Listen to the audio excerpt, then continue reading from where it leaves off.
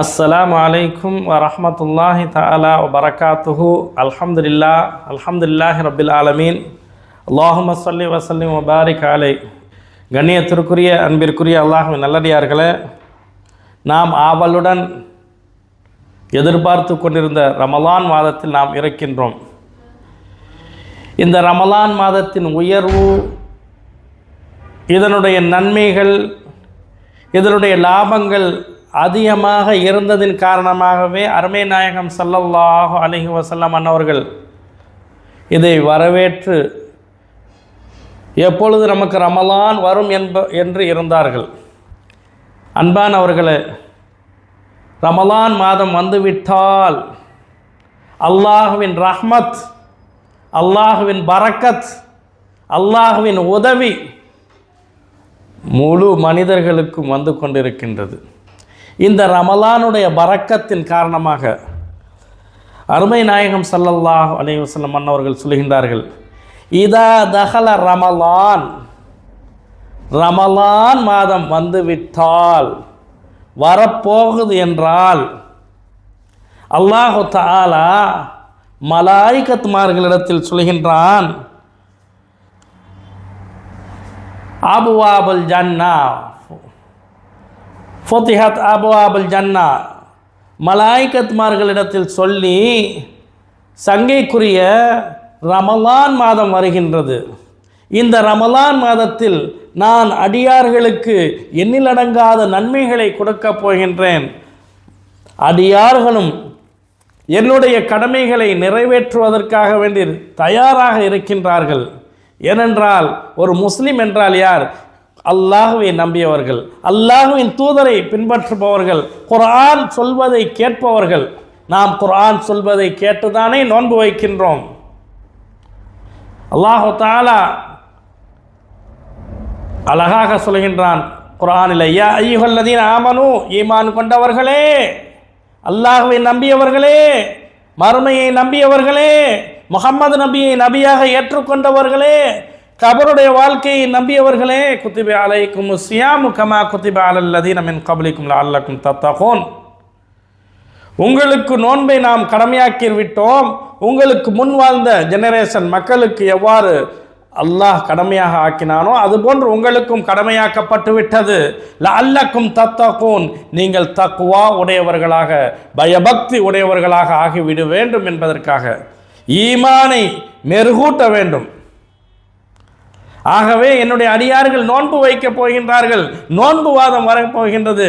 சுவர்க்கத்தை கதவுகளை திறந்து வையுங்கள், சுவர்க்கத்தின் கதவுகளை திறந்து வையுங்கள் என்பதாக மலாயிகத்மார்களிடத்தில் அல்லாஹ் உத்தரவிடுகின்றான். இப்போ நம்மளுடைய வீடுகளையே வைத்துக்கொள்வோம்.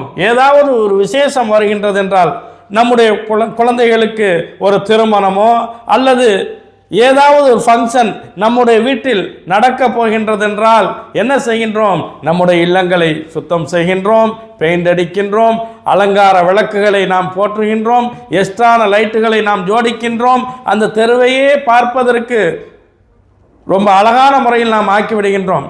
யாராவது தெருவில் கடந்து சென்றாலும் இந்த தெருவிலோ அல்லது இந்த இல்லத்திலோ ஒரு விசேஷம் இருக்கின்றது என்பதை தெரியக்கூடிய அளவிற்கு நாம் அந்த நாளை கொண்டாடுவோம். அந்த நாளை கொண்டாடுவதற்காக வேண்டி நாம் என்ன செய்வோம்? நம்முடைய ஜோடனைகளை அதிகப்படுத்துவோம். அதே போன்றுதான் அல்லாஹ் சுப்ஹானஹு வ தஆலா ரமலான் மாதம் வருகின்றது, ரமலான் மாதம் வரப்போகின்றது. ஆகவே சொர்க்கத்தை கதவுகளை நீங்கள் திறந்து வையுங்கள். மேலும் அல்லாஹ் தஆலா சொல்கின்றான், இது ரஹமத்துடைய மாதத்தை கண்டு சொர்க்கத்தின் காற்றுகள் தான் வீச வேண்டும், ஜஹன்னத்தினுடைய கதவுகளை இழுத்து மூடுங்கள்.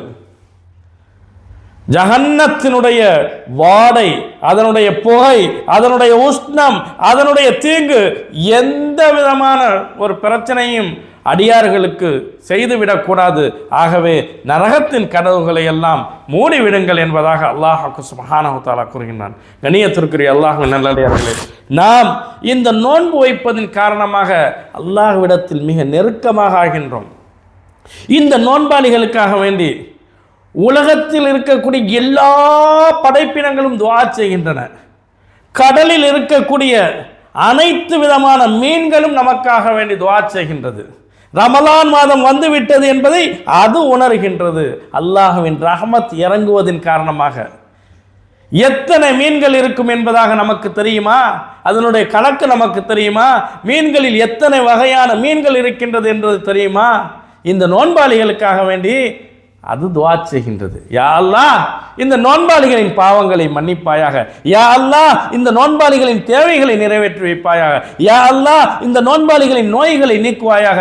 யா அல்லாஹ், இந்த நோன்பாளியின் கஷ்டத்தை போக்குவாயாக. யா அல்லாஹ், இந்த நோன்பாளியின் குடும்பங்களில் மகிழ்ச்சியை கொடுப்பாயாக. யா அல்லாஹ், இந்த நோன்பாளிகளின் குடும்பங்களை ஆபத்துகளிலிருந்தும் முசீபத்துகளிலிருந்தும் சிஹரிலிருந்தும் பலாயிலிருந்தும் முசீபத்திலிருந்தும் காப்பாற்றுவாயாக என்பதாக கடலில் வாழக்கூடிய அந்த மீன் இனங்கள் துஆ செய்கின்றன.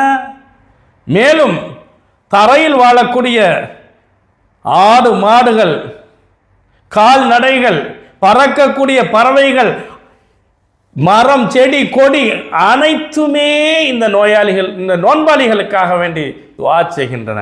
கண்ணியத்திற்குரிய அல்லாஹ்வின் நல்லடியார்களே, ஏன் துஆ செய்கின்றன? நாம் அல்லாஹ்வின் கடமைகளை நிறைவேற்றுகின்றோம்.